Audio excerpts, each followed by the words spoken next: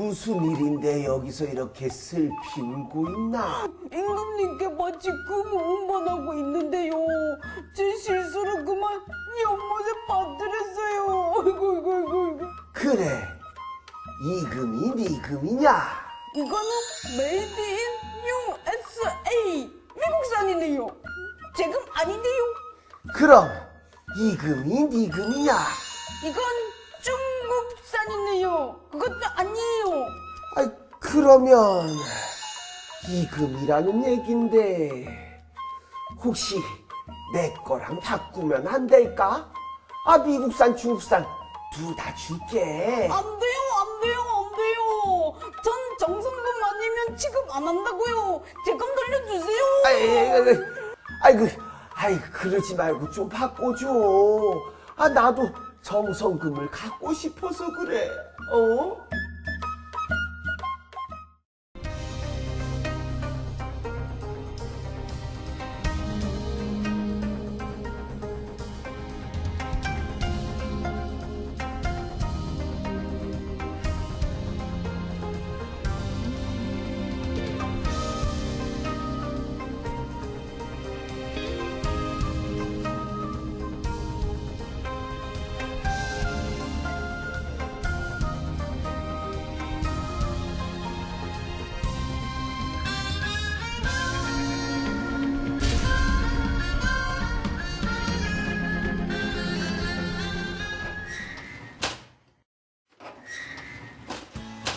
원소기호 AU, 구리족에 속하는 황색의 금속 황금. 녹슬지 않고 가공하기 쉽고 광택이 찬란하며 희귀하여 예로부터 귀금속의 취급을 받아 화폐나 공예품에 가장 많이 사용이 됐지요. 강원도에도 중소규모의 금광산이 많다고 합니다. 역사적으로는 황금의 나라로 불릴 정도로 금세공이 발달한 통일신라도 있는데요. 이때의 유물 중엔 강원도 영동 지역에서 출토된 금동관도 있습니다. 고려시대엔 특수행정구역인 금소를 만들어 금광업과 금세공업이 더욱 발전하게 됩니다. 하지만 금을 캐는 건 결코 쉬운 일이 아니었으니 조선 전기엔 정부 주도로 금강을 개발하지만 곧 폐쇄되었고 조선 후기에 이르러서야 민간 자본이 운영하는 금광이 나타나기 시작합니다. 조선 말 제국열강의 이권 다툼으로 우리나라의 금강 대부분은 빼앗기게 되고 일제강점기엔 수탈의 주요 대상이 되기도 합니다. 자, 오늘 저희와 함께 강원도의 금강과 금 이야기를 나눌 전문가 강릉문화원의 박도식 교수 자리해 주셨습니다. 통일신라를 황금의 나라라고 불렀다고 하니까 그 당시 금이 얼마나 많이 났으면 황금의 나라라고 했겠어요. 그렇죠. 근데 제가 생각했을 때 통일신라 시대에 황금 생각하면 금관 있고 귀걸이 이런 게 떠오르거든요. 그때 주로 어떻게 금을 사용했어요? 상카락지? 우리 박물관에 가보면 서울에 있는 국립중앙박물관이나 경주박물관에 가면 그 신라실 하면 이제 떠오르는 게 황금으로 만들어진 금관 이런 게 떠오르잖아요. 액세서리들이 주로 많죠. 그렇다고 해도 우리가 신라를 황금의 나라 이 정도까지는 생각하지 않는데 오히려 신라가 황금의 나라라는 것은 그 외국에 그렇게 알려져 있는 기록들이 있습니다. 일본 서기에도 보면 신라에는 금은 채색이 많다 이런 기록이 있고요. 그것보다 그 9세기에서 12세기 사이에 아랍 지역에 신라를 묘사한 기록들이 있는데 거기에 그럼 황금의 나라, 동방에 있는 신비 이상향의 나라 이런 식의 기록들이 중동에서요? 있습니다. 아랍 지역에서. 세상에. 제가 좀 읽어드리겠습니다. 네. 그 아랍 사학자인 일 마크디시라는 사람이 쓴 창세와 역사서라는 책에 이렇게 기록되어 있다고 하네요. 신라인들은 집을 비단과 금실로 수놓은 천으로 단장한다. 밥을 먹을 때 금으로 만든 그릇을 사용한다. 이런 기록이 있고요. 알 이드실이라는 사람이 쓴 그런 기록을 보면 신라를 방문한 여행자는 나올 생각을 하지 않는다. 금이 너무 흠하다. 심지어 개의 사슬이나 원숭이의 목태도 금으로 만든다. 설마. 뻥쟁이들이네요. 근데 사실 아니죠. 아마 그래서. 멀리 있어서 뻥쟁이들. 정부가 좀 부족한 면도 있지만 예. 그렇게 이제 신라라고 하는 나라가 이렇게 황금의 나라로 알려진 그런 이제 이미지를 갖고 있었죠. 이 강원도 영동 지역에서 금동관이 출토가 됐다고 하는데 영동 지역에도 왕이 있었단 얘기고 그분이 이걸 썼단 얘기가 되나요? 아니면은 여기 이제 왕이 있었던 건 아니고 신라 이제 경주에서 금동관을 만들어서 이제 이 지역에 하사한 거죠. 아, 그때는 이제 중앙에서 지방 관리를 직접 파견해서 통치하는 것이 아니고 이 지역의 이제 토착 세력을 통해서 네. 간접적인 통치를 하거든요. 우리가 눌지왕 때 그 인물 중에서 하슬라 성주 삼직이라고 하는 사람이 나와요. 그 사람은 이제 이 지역의 토착 세력인데 신라 조정에서는 그 지역 토착 세력을 통해서 간접적인 이제 지배를 하게 되고 그 수장에게 금동관을 이제 하사를 한 것이죠. 어쨌든 영동 지역에서 출토된 그 금동관은 신라 시대 신라의 것이라는 거네요. 그렇죠. 예. 그 생김새 자체가 네. 신라 왕들이 쓰고 있는 그런 금동관이 금관의 모습을 담고 있습니다. 그 금동관 형태를 보면은 황남대총 거기서 발견된 거하고 거의 유사합니다. 이쪽 지역은 이제 신라가 상당히 이른 시기에 이제 진출했다라고 볼 수가 있죠. 자, 오늘 주제인 금을 모르는 사람은 없습니다. 하지만 금광을 직접 본 사람은 그렇게 많지 않을 것 같은데요. 자, 그래서 제작진이 강원도의 옛 금광을 다녀왔습니다. 화면으로 만나보시고 오시죠.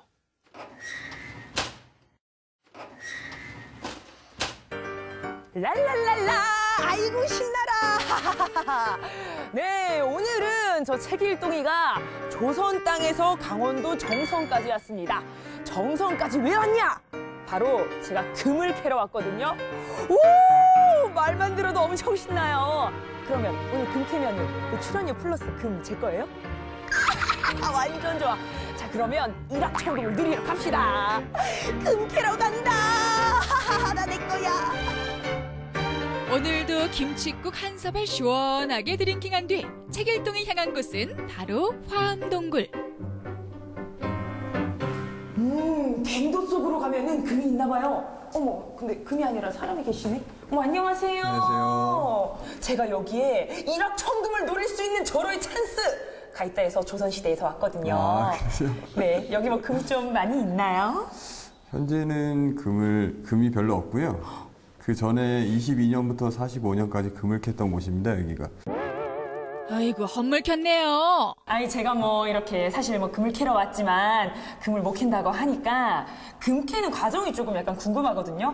네. 혹시 제가 볼 수 있을까요? 예, 가능하십니다. 아, 그러면 과정만이라도 보러 갑시다. 예, 가시죠. 아유, 아쉬워라. 금은 보이지 않아도 금 캐는 방법은 배우고 간다는 야무진 길동이. 시뮬레이션 마네킹이 굴착 단계부터 굴을 캐기까지의 전 과정을 소개하고 있는데요.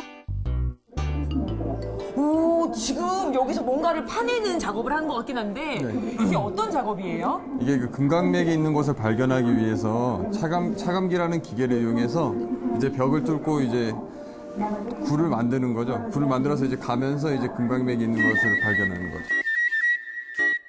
금광맥이 닿기 위해서는 암석을 뚫어야만 하는데요. 저렇게 높은 곳까지 올라가 작업을 했습니다. 이 과정을 굴착 또는 굴진 작업이라고 하죠. 차감기 좋았어. 간다. 가자. 일단 어떻게 하는 거죠? 하고 오른쪽으로 스위치를 누릅시다. 오! 와, 가자! 금을 찾으러 가자! 여기는 측량하는 단계인데요. 보면은 망원경 같은 거로 이렇게 뭘 보고 있고요. 자로 재고 있거든요. 지금 뭘 하는 과정이에요? 여기가 측량하는 과정인데 일단 굴착을 한 다음에 이제 금강맥이 발견이 되면 그 금강맥이 어느 방향으로 뻗어 있는지를 확인하기 위해서 측량을 하는 겁니다. 아, 그럼 측량을 하면 확실히 금강맥을 찾아가기 쉽겠네요. 그렇죠. 아, 그럼 자에 금가루가 묻어 나와요? 글쎄요. 또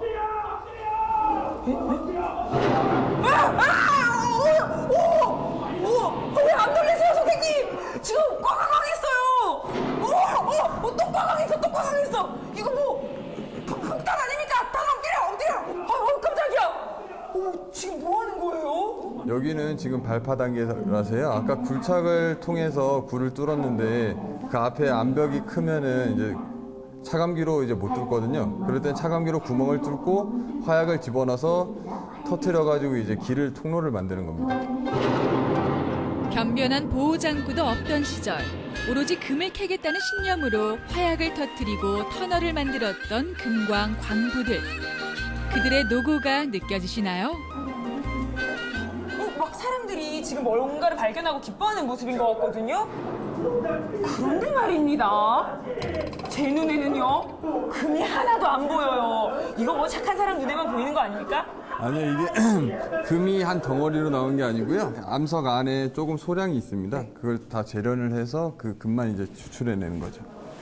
그러면은 이거 막 다 긁어내야 되는 거예요, 이제? 그렇죠. 그런 과정이 필요합니다. 금을 얻으려면.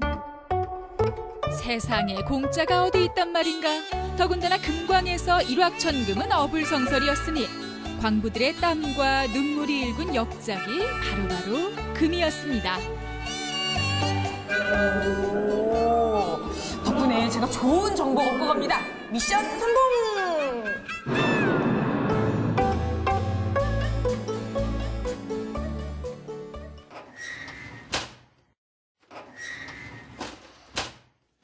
자, 통일신라 시대의 그 유물을 보면은 금관뿐만 아니라 뭐 귀걸이, 뭐 허리띠 이런 것도 많잖아요. 금으로 만든 거. 사실은 신라만이 아니라 삼국시대의 그 왕과 왕실의 구성원들은 이 금 장신구를 많이 하고 있습니다. 이때의 장신구라고 하는 것은 그 여성용 장신구가 아니라 신분, 권위의 상징이죠. 특히 이제 왕만이 이제 금을 사용했던 것이고, 아까 박도식 교수가 얘기했던 것처럼 지방에게는 한 등급 낮게 금동관을 이제 내려준 것처럼 이 황금 자체가 권위, 그 지배력 뭐 이런 것들을 이제 상징하고 있는 것이기 때문에 뭐 남자 여자 관계없이 다양한 형태의 금 장신구들을 이제 하게 되는 거죠. 그럼 신라 시대 왕들 중에서도 특별히 뭐 더 화려한 귀걸이를 좋아했다거나 금에 지대한 관심을 갖고 있던 뭐 그런 분이 계신가요? 그 기록상으로는 알 수가 없고요. 지금 이제 신라 고분 중에서 이 금과 관련된 이런 이제 유물들이 많이 나오는 시기가 4세기 후반부터 5세기 전반까지거든요. 그 시기에 이제 많은 뭐 여러분들이 아마 많이 들어봤을 텐데 뭐 금관총, 뭐 금룡총, 그다음에 이제 천마총, 뭐 이런 데서 다 이제 금관들이 나오지 않았습니까?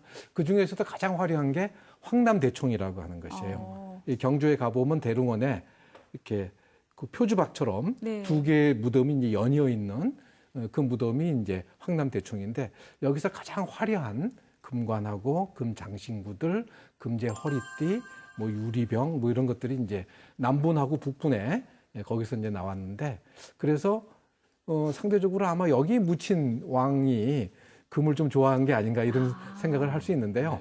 그 주인공이 누구냐 논란이 많이 있습니다. 그래서 보통은 이제 북분에 이 부인대라고 하는 그런 글자가 새겨져 있는 이제 은제 허리띠가 나와서 북분은 이제 여성의 무덤, 즉 왕비의 무덤이고 남분이 이제 왕의 무덤이다 이렇게 이제 추정을 하고 있는데, 그 후보로 보통 이제 내무랑 또는 이제 눌지왕 뭐 이런 분들이 이제 후보로 되고 있고요. 최근에는 이게 왕과 왕비의 무덤이 아니라 북분도 이것도 왕의 무덤이다. 그래서 이제 북분은 눌지왕, 남분은 눌지왕의 아들인 자비왕 뭐 이런 이제 주장을 하시는 분도 있어요. 어쨌든 황남대총이 가장 대표적인 신라 황금을 대표할 수 있는 그런 무덤이기 때문에 그 무덤에 묻히신 분이 상대적으로 금과 깊은 관련을 맺고 있다 이렇게 말할 수 있겠죠. 하지만 누군지는 아직 모른다 이거네요. 근데 지금도 황금이라는 게 정말 귀하잖아요. 그런데 우리 선조들에게 그 황금이 얼마나 귀하고 얼마나 소중한 것이었을까 싶거든요. 그러다 보면 황금을 부르는 뭐 애칭 같은 거 그런 게 있었을 것 같아요. 교수님 어떤가요? 많이 알려져 있는 게 이제 노다지.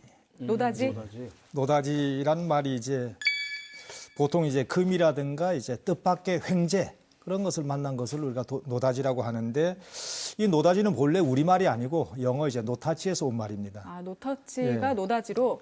예, 그 우리 그 일제시대 때 편찬된 조선어 사전, 이게 1938년에 이제 편찬된 건데, 거기에 이제 노다지란 말이 이제 처음으로 나옵니다.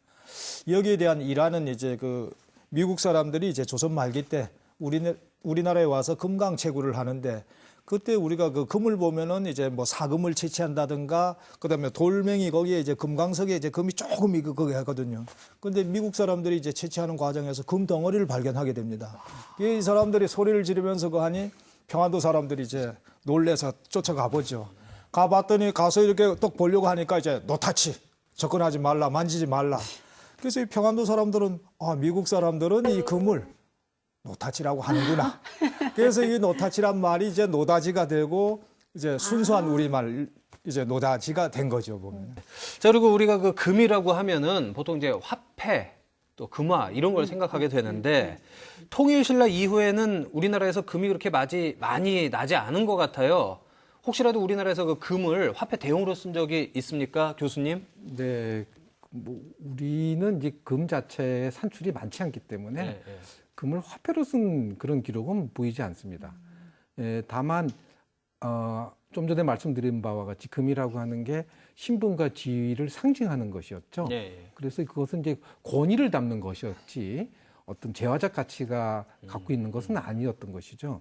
근데 온달 이야기 아시죠? 네. 온달 이야기를 보면 이 바보 온달하고 결혼하겠다고 평강공주가 우겨서 이제 궁에서 쫓겨날 때 그때 이제 왕비가 싸준 금은보화를 갖고 나가서 그걸 팔아서 집을 마련하고 논밭도 마련하고 그리고 이제 온달이 그거 가지고 이제 훈련도 쌓고 그렇게 해서 이제 출신하게 되죠.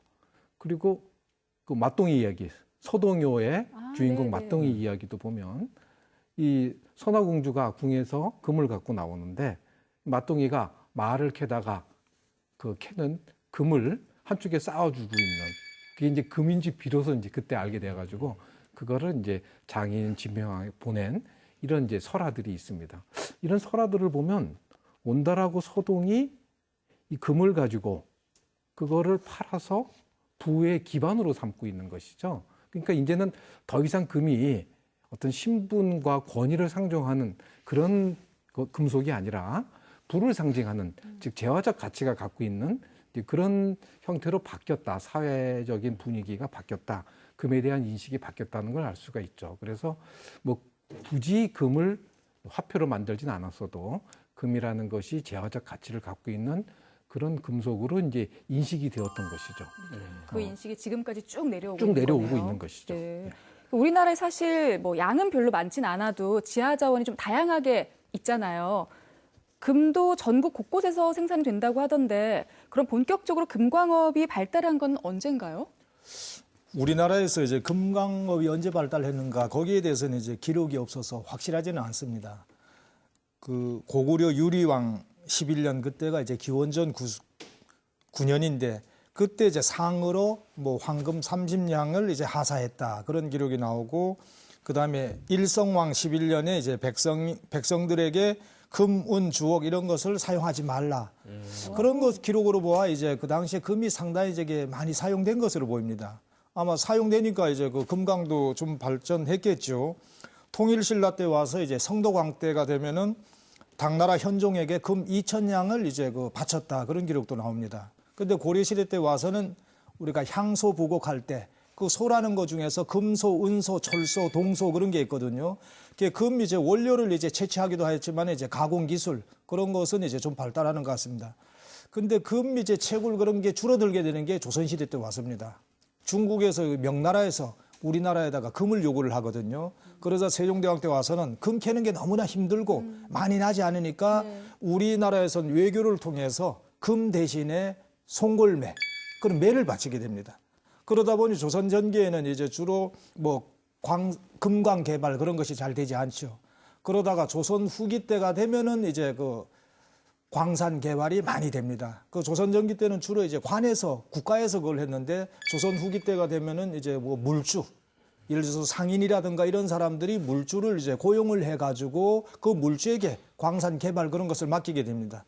그러자 이제 많은 이제 광산이 이제 개발이 되고 그 다음에 이게 개항이 된 이후에 서양의 이제 서양 열강들이 이제 금광을 이제 많이 차지하게 되죠. 그렇죠. 지금 박 교수님이 금광 말씀하셨는데 우리 아까 신라 시대에 이렇게 많은 금제품들이 있잖아요. 네. 근데 경주 근처에는 금광이 없어요. 그래요? 그럼 그 금들이 어디서 나왔을까? 어디서 왔어요? 굉장히 약탈인가요? 궁금해했던 부분인데 근자에 경주 근처에 있는 이제 하천에서 네. 일종의 사금이었죠. 사금이었고 지금 그 월성이 있는데 월성에 있는 남천 서천에서도 그 사금을 채취해 보니까 그 아주 순도 높은 그런 사금이 나왔다는 것이 이제 최근에 밝혀졌습니다. 그래서 경주 일대에 사금을 채취해 가지고 그런 이제 그 화려한 황금 문화를 만들었구나라는 것들을 이제 짐작할 수 있게 되었죠. 그 사금을 모아서 그런 많은 장신구들을 만들려면 굉장히 힘들었을 것 같은데요. 아마 지금 그때 많이 캐가지고 지금 네. 별로 안 남아 있는 것 같은데 그때는 아마 꽤 당시에는 있었던 모양입니다. 네. 통일신라 시대에 이제 이런 기록이 있습니다. 그 전성기 이 경주 신라 서라벌에는 17만 8만 9천 여호가 있는데 그 중에 금입택이라고 하는 것이 35채가 있다. 그래서 이제 금입택이 황금 금자에다가 네. 들어올 입자에다가 주택할 때 택자를 쓰는 금입택이 35채가 있다. 그 현관이 뭐 금이라는 쭉 건가요? 내려오는데 이 금입택의 뜻이 뭘까? 그러게요. 금이 들어오는 집. 뭐 설마 뇌물 받는다는 뜻은 아니겠죠? 아마 이렇게 혹시 그 금입택이라는 집은 혹 그 집 기둥이나 이런 것들을 혹시 금장식한 게 아닌가 이렇게 보기도 합니다. 어쨌든 신라를 대표하는 가장 부유한 명문 귀족의 집들은 금입택이라고 불렀다는 걸 보면 그 시절에는 뭐 황금집 그런 정도의 그 부유함을 자랑하는 그런 집들은 있지 않았을까. 당시 신라가 굉장히 풍요롭게 살았거든요. 네. 이 있었을 서라벌이. 것 같아요. 그래서 그 880년에 당시 이제 헌강왕 때인데 헌강왕이 이제 신하들한테 이제 묻습니다. 요즘에 우리 수도 서라벌에서는 그 초가가 없이 다 기와집이 연이어 있고 야. 나무를 떼지 않고 숲으로 밥을 한다는데 사실이냐 물으니까 신하들이 사실입니다. 다 이게 그 대왕님의 은덕입니다. 이렇게 얘기하는 이제 기록이 나오는데 당시 신라가 굉장히 풍요로웠던 건 틀림없는 사실이고요. 그 중에서도 이제 최고의 귀족 가문들의 집들은 아주 화려함의 극치를 보이지 않았을까. 그렇죠. 그런 것이 이제 금입택이라고 표현되지 않았을까. 이렇게 생각이 지금까지 됩니다. 남아 있었으면 엄청난 관광지가 됐겠어요. 그렇죠. 예. 네.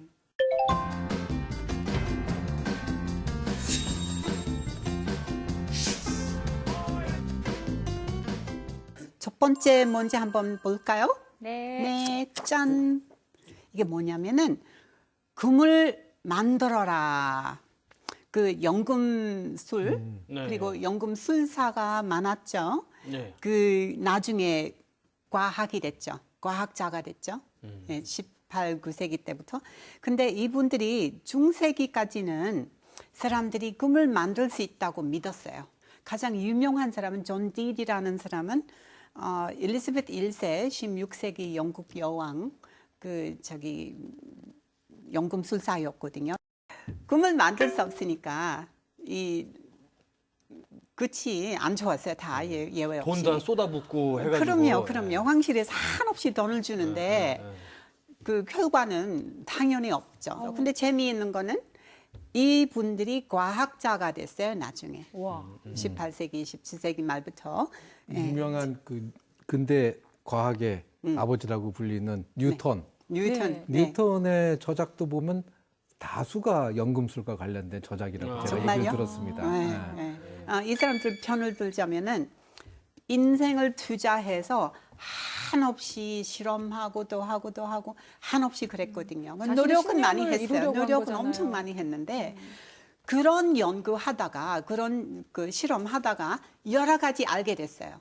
여러 가지 알게 돼서 나중에 그게 우리가 그 과학자라고 할 수 있는 그런 사람이 그런 지식 많이 쌓인 거죠. 자, 그래도 이제는 근대 과학에 기여를 했으니까 그렇죠. 큰 역할을 했네요. 그럼요. 그럼요. 중요한 역할을 했죠. 자, 이제는 다음 얘기 한번 볼까요? 네. 짠. 다음 얘기는 황금의 나라 엘도라도 엘도라도. 찾아서 이 얘기는 사실은 스페인 제국 때 남미, 중미 다 지배했지 않습니까? 그렇죠. 이 사람들은 15세기부터 거기 가서 그 마야 문명 그리고 잉카 문명 그 사놓은 그 여러 가지 금 제품이 있었거든요. 이분들이 매일매일 쓸 그 금으로 만든 제품을 썼답니다. 그래서 이 스페인 사람들이 그거 다 훔쳐갔어요. 대학살도 많았고 참 스페인 역사에 있어서는 그 자랑스러운 과거는 아닐 것 같아. 친구 중에 스페인 사람 하나 있는데 그 스페인 사람들이 이거에 대해서 좀 약간 그 창피하게 생각하고 있습니다. 그래서 그 엘도라도 그때는 이 전설이 있었거든요. 금의 그 엘도라도 뜻은 우리말로는 금의 나라, 금의 도시 그 뜻이거든요. 그래서 전설이지만 지금까지도 그런 도시 있다고 믿는 사람이 많습니다. 그리고 저기 1830년도에 미국 정부가 전쟁을 일으켜서 멕시코로부터 텍사스주 그리고 캘리포니아주를 뺏어가요. 10년 후에 금을 발견했어요. 그게 우리말로 영어로 골드러시라고 하는데 우리도 골드러시라고 하죠. 사람들이 그곳으로 달려갔기 때문에 골드러시라고 하는 거, 러시라는 거는 달려간다는 뜻이거든요. 그래서 1840년도에 그런 골드러시 있었는데 100만 장자가 된 사람이 많았어요. 정말 그 정도로 나라의 그 경제에 그 영향 많이 미쳤죠. 근데 10년 후에 호주에서도 같은 일이 있었어요. 1850년대에 골드러시 있었죠. 그리고 그때부터 중국에서 그리고 한국에서 왔는지 모르겠지만 중국에서 사람들이 많이 왔어요. 호주로. 금캐러. 네, 그렇죠. 그래서 이거는 엘도라도 얘기죠. 그래서 상당히 중요한 얘기잖아요. 우리가 다 엘도라도 생각하면은 왠지 좀 찾을 수 있을 것 같은 느낌 들잖아요. 교수님. 그 엘도라도가 있으니까 영어도 많이 만들어지잖아요. 그럼요. 찾아서. 그럼요. 그거 찾겠다고 유럽인들이 남미를 다 구석구석 다 뒤지고 다니는 거 아니에요? 그럼요. 아마존의 밀림까지 들어가고. 그렇죠. 네, 그럼요. 이렇게 엘도라도를 찾아서 남미를 막 탐험하다가 네. 만약에 정말로 진짜 발견을 하게 되면 그건 찾은 사람이 임자예요? 글쎄. 되게 영화를 보면 무너지게 돼 있더라고요. 사준 순간에 그게 갑자기 기둥이 맞아. 무슨 장치가 막 돼 있죠. 자, 다시 강원도의 금 얘기로 돌아가 보죠. 저희가 준비한 화면이 있습니다. 함께 보시고 얘기 계속해서 나누겠습니다.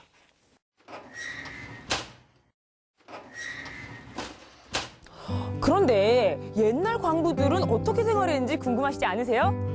저는 진짜 꽤나 궁금해지거든요. 화암동굴 맞은편에 이렇게 금광촌이 있습니다. 오호! 그렇다고 뭐 지금 살고 있는 것 같지는 않고요.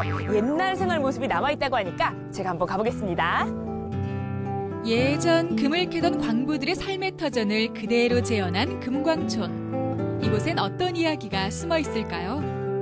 네, 선생님 안녕하세요. 안녕하세요. 와, 제가 광부들의 삶을 엿보려고 이렇게 찾아왔거든요. 그런데 제 앞에 있는 이 공간은 어떤 공간인가요?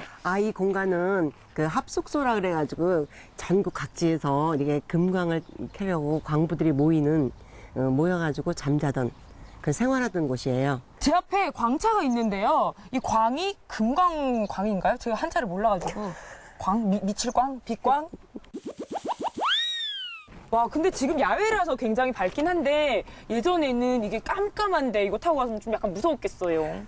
그때도 이렇게 우리 왜 그 카바이트 아시죠? 이게 라이트 키는. 네. 요즘에는 카바이트라는 요즘 사람들 잘 몰라요. 옛날에는 그걸 가지고 불을 이렇게 해서 이렇게 반짝반짝하게 해서 그래서 다녔다는 거예요.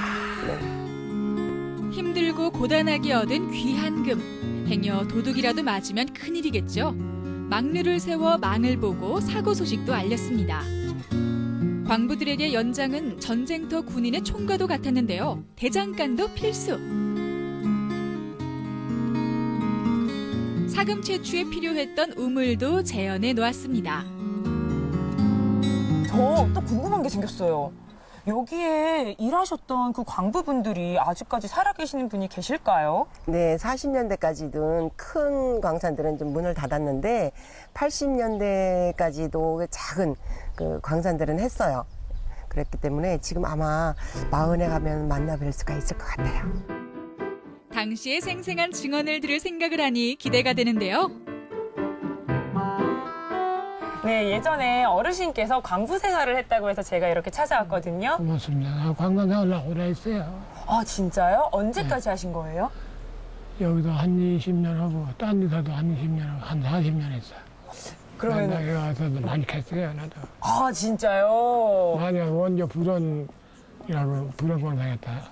많이 벌었지. 글자 돈이 2천만 원. 한 60년 전 2천만 원이면 어머야. 땅 한 평이 70원, 80원. 얼저기 여기도 2천만 원. 그러면은 그 광부 생활 하시는 동안 다치시거나 돌아가신 분들도 많으셨어요? 많죠.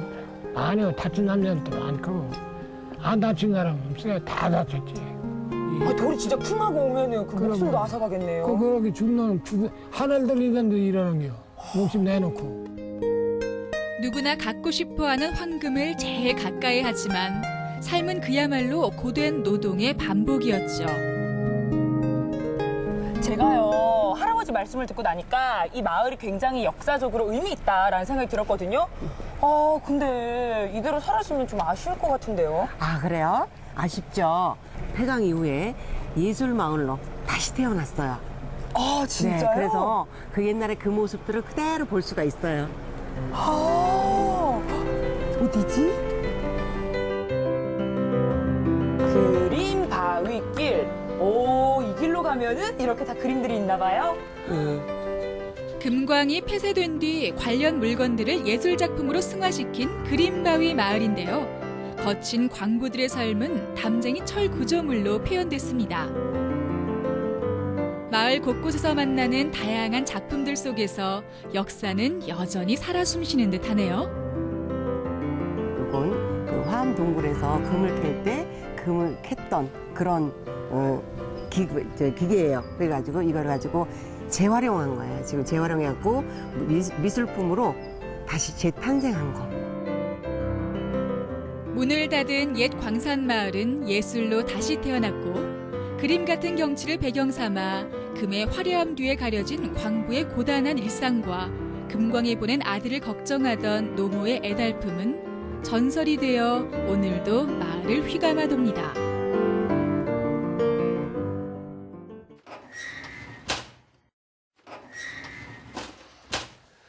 자, 금에 대해서 얘기를 하고 있는데요. 우리가 금광이라는 얘기도 하고 있잖아요. 그런데 왠지 저희가 석탄 캐는 그 광은 알겠는데 금분이 그런 식으로 캐는 건지 어떻게 캐는 건지 좀 궁금한데요. 그러니까 금은 이제 크게 두 가지로 나눌 수 있죠. 예. 그 좀 전에 신라 시대에 그 경주 근처에 있는 네. 하천에서 이제 사금이라고 그러죠. 예. 예, 강에 풍화된 금들이 이제 강바닥에 흘려져 가지고 있었던 그거를 채취하는 그런 사금이 있고요. 예. 그 다음에는 이제 그 산 속에 다른 광물하고 섞여져 있는 그런 이제 그거를 산금이라고 하죠.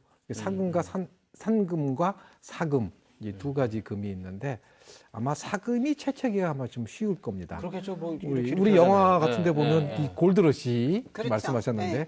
그 시절의 영화를 보면 이제 강물에 이걸 퍼서 이렇게 흔들고 이렇게 해가지고 이제 가벼운 모래는 이제 씻겨져 나가고 무거운 금만 남는 이런 이제 사금하는 방법, 이렇게 흔들어서 하는 요분법, 요상법 이렇게 하거나 아니면 조금 이제 기계식으로 한다 그러면 긴 홈통을 만들어서 홈통법이라고 하는데 거기에 이제 물을 흘러내리면서 이 사금을 이렇게 넣으면 가벼운 이제 모래는 씻겨져 나가고 금만 남는 골드러시 할 때 그렇게 쓰는 방법이죠. 방법들이죠. 예. 이런 게 이제 사금에서는 이제 가장 널리 사용되는 방법이고요. 그 산금 이제 광물로 이제 캐낸 근데 순수하게 이제 금만 있는 경우가 없으니까 거기서 금만은 이제 추출해내야 되는 거거든요. 이럴 때 여러 가지 이제 방법들이 있는데 아말감법, 뭐 치과에서 그러면 아말감이라고 하지 않습니까?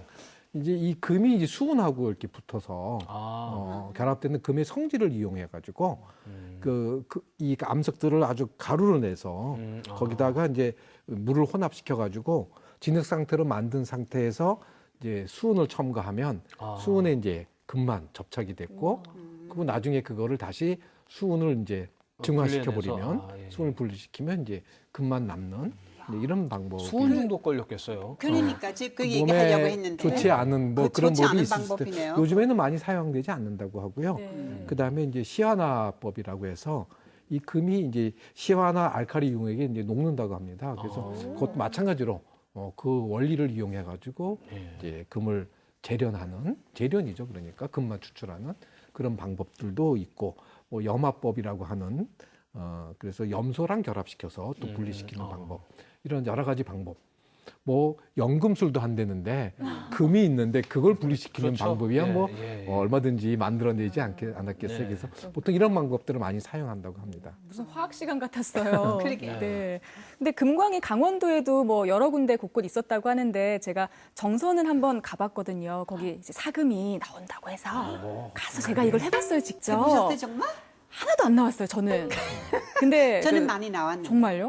아니, 몇 년도부터 사신 거예요? 잘 흔드셨는 모양이네. 근데 저한테 설명해 주신 분이 자기는 정말로 여기서 가끔 예전에 금광이 있었던 자리라서 가끔씩 이게 발견이 된다고 하더라고요. 근데 정선 말고도 그럼 금광이 다른 곳에 또 있었던 거예요? 강원도에?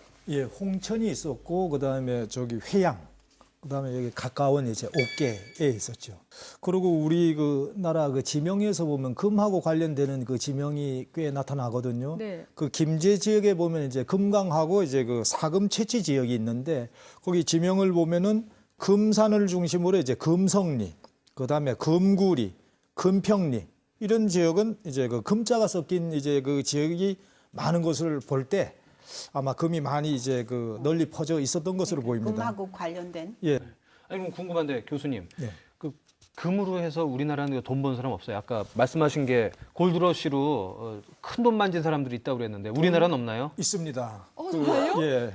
일제시대 때 이제 그 서양과 같이 이제 그 골드러시 그런 게 있었는데 1930년대 그때가 되면은 이제 금강 개발에 상당히 열풍이 불게 됩니다. 1932년에 이제 금 생산이 이제 10톤이었는데 1939년이 되면 31톤이 생산이 됩니다. 세계에서 6번째입니다. 그 당시에 이제 그 황금으로 운명을 바꿀 수 있다. 그렇게 이제 믿는 사람들이 있었는데 30세가 넘도록 이제 변변한 직업이 없었던 최창학이라고 하는 사람이 있었어요. 그 사람이 이제 100명에 가까운 이제 금전꾼들을 모아가지고 그 금 찾아 나섭니다. 몇 년 동안 찾아 나섰는데 마침내 찾게 됩니다. 거기에 이제 그 많은 돈을 투자해갖고 금광을 이제 사재기를 하게 되죠. 1930년대 말이 되면은 재산을 한 1천만 원. 그 당시에? 예, 그 당시에 1천만 원이면 아마 지금 뭐 수백억 정도 되지 않겠는가 생각이 되는데 그분이 이제 그렇게 해서 전국적으로 이제 유명 인사가 됐습니다. 말씀하신 최창학이라는 그 금강으로 네. 이제 말하자면 좀 노다지를 캔 거죠. 네. 노다지를 캐서 부자가 된 사람이 그 큰 집을 졌죠. 아주 호화롭게. 그 모든 건축 자재들을 다 수입해 가지고 아주 호화로운 집을 졌어요. 서울에서? 서울에 호화로운 집을 졌는데 해방이 됐잖아요. 네. 네. 그러니까 이제 큰일 났죠. 그렇지. 이 일제 시대에 그렇게 해가지고 큰 돈을 번 사람이. 네. 앞잡이라고 그래서 그 집을 자기가 살던 그 집을 그 화렵고 호화로운 집을 그 당시 귀국했던 임시정부 분들한테 거기에 이제 머무르시게 했고 그리고 이제 그래서 2층에 이제 김구 선생이 머무르시고 1층은 이제 그 임시정부 그 상해에서 와가지고 거기서 이제 사령했고 그 김구 선생님이 바로 그 집에서 암살되셨죠.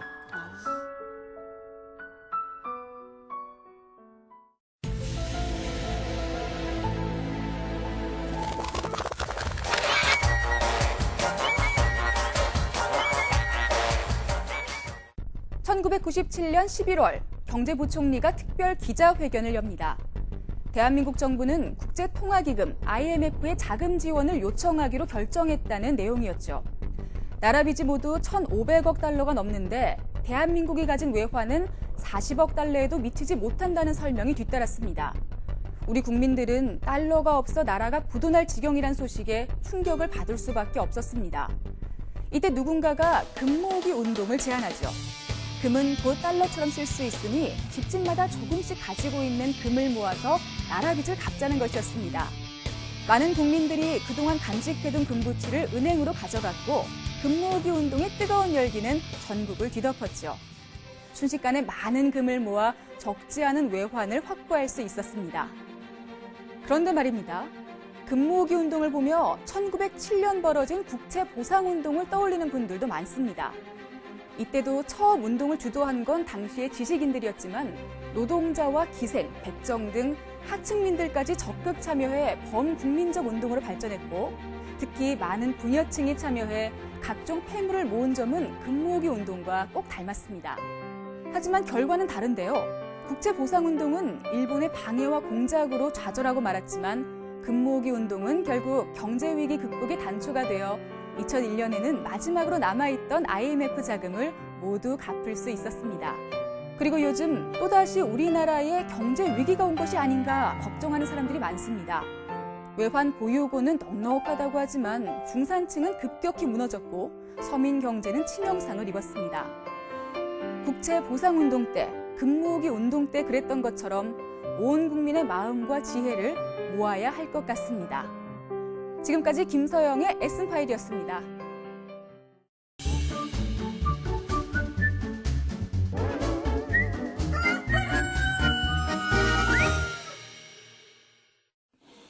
자, 이번 시간은 너그러운 OX 시간입니다. 정답은 항상 말씀드리지만 없습니다. 예, 정답은 없고요. 우리 각자 자유롭게 생각하는 그대로 소신껏 말씀을 좀 해주시면 되는데요. 자, 오늘의 문제 이겁니다.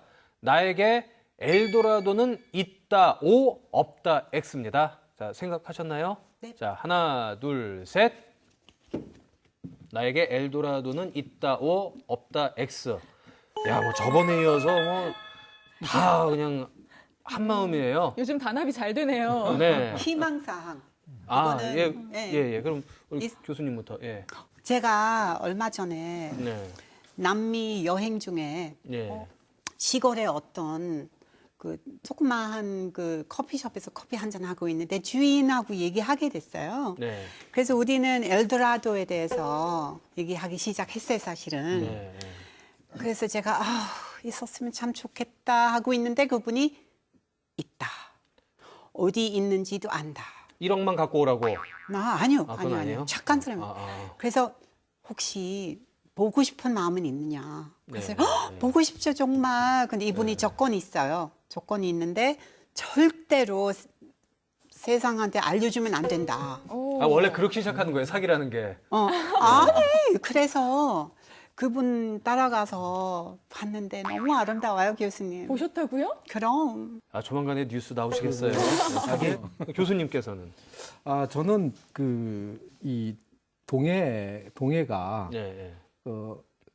학교 다닐 때부터 꼭 와보고 싶던 곳이었는데 네. 못 왔었어요. 동해바다. 네.